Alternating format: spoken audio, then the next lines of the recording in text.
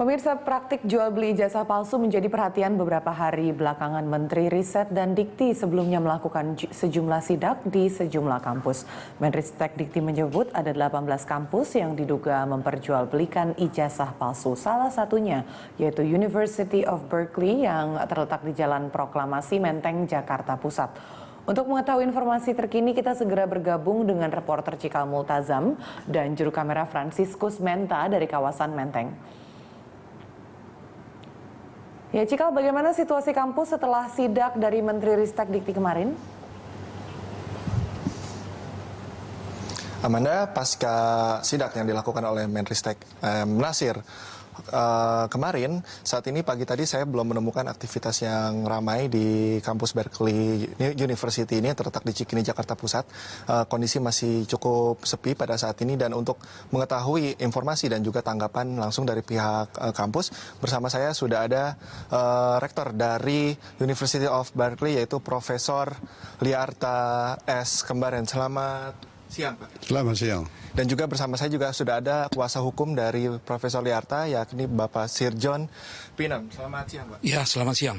Baik, saya menuju ke Prof. Liarta dulu. Prof, ada tanggapan nggak terkait kemarin sidak yang dilakukan oleh Menristek dan diklaim bahwa di sini ada transaksi jual beli jasa dan juga diklaim adanya ijazah palsu yang diadakan di sini. Bagaimana, Pak, tanggapan Bapak? Tanggapan saya itu tidak benar sama sekali. Tidak benar sama sekali sebab semua ijazah disahkan Duta Besar Amerika di Jakarta. Itu salah satu bukti bahwa itu tidak palsu. Kalau Mendiknas tidak mau tidak apa-apa, tapi kedubes itu bukan tanggung-tanggung. Duta besarnya sendiri langsung proof ACC. Saya kira itu bukti yang cukup matang, Pak. Selain itu ada bukti-bukti lain, Pak? Bukti lain ada juga disahkan oleh Mendiknas, ada Parlu dan HAM. Ada Parlu dan HAM, jadi 4 instansi. Baik, ada tidak alumni dari kampus ini yang cukup dikenal atau cukup maju dari sini? Banyak, antara lain Menteri Jaksa Agung, tapi almarhum sayangnya. Gubernur Kaltim, Gubernur Maluku, mantan Kapolda Sumatera Utara, dan Bupati dan Wali Kota dari Sabang sampai Merauke. Baik, Pak, setelah adanya sidak ini apakah aktivitas belajar di sini akan masih dilanjutkan atau sementara dihentikan, Pak? Tidak pernah akan diberhentikan, di jalan terus. Karena murid-murid saya dari kedutaan tetap menunggu. Mereka tidak percaya dengan isu-isu yang dilontarkan oleh pihak-pihak Indonesia. Baik, terima kasih Pak Liarta, dan saya akan beralih ke kuasa hukum yaitu Pak Sirjon. Pak Sirjon, adakah langkah-langkah hukum yang akan diupayakan oleh kuasa hukum terkait dengan adanya sidak kemarin dan juga adanya keterangan dari Menristek bahwa ini adalah adanya transaksi jual beli jasa dan juga ijazah palsu? Ya, terima kasih ya. Saya pikir apa yang telah dilaksanakan oleh Menteri kemarin sampai sidak kemari, tanpa langsung bertemu dengan profesor, langsung menyatakan bahwa kampus ini adalah kampus tidak benar dan tidak ada izin. Istilahnya itu kan udah salah satu kerugian besar bagi profesor tentunya. Dan ada izin-izin yang telah dikeluarkan sebagaimana yang dinyatakan oleh profesor tadi. Nah, akibat daripada perbuatan itu kemarin itu banyak dirugikan. Nah, bagaimana nanti terhadap semua ijazah-ijazah yang telah dikeluarkan oleh profesor ini terhadap murid-muridnya yang selama ini ada, yang dinyatakan ini tidak sah, mengakibatkan orang itu resah dan bisa menuntut profesor. Itu kan rugi jadinya profesor ini kan, akibat daripada pernyataan kemarin bahwa ini kampus tidak punya izin apa segala macam. Nah, saya pikir sebelumnya harusnya tadi itu dia itu harus konfirmasi dulu dengan profesor ini, baru dia menyatakan bahwa bagaimana sebenarnya kampus ini. Itulah yang sebenarnya yang arif dan bijaksana. Jadi jangan langsung menyatakan bahwa ini menjual ijazah-ijazah palsu. Akibatnya itu nanti mungkin kami akan rembuk dengan profesor langkah-langkah apa yang akan kami lakukan. Supaya nanti ya kembali bisa berjalan dengan baik.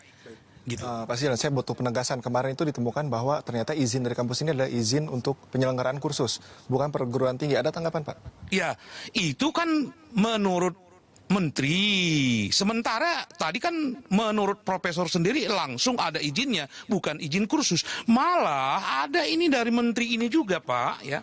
Ini ada dari Departemen Pendidikan Nasional, Direktorat Jenderal Pendidikan Tinggi, ya, ada keterangan ini yang dulu ditandatangan oleh Satrio Sumantri Brojonegoro. Ini Pak, jadi ini ada ini.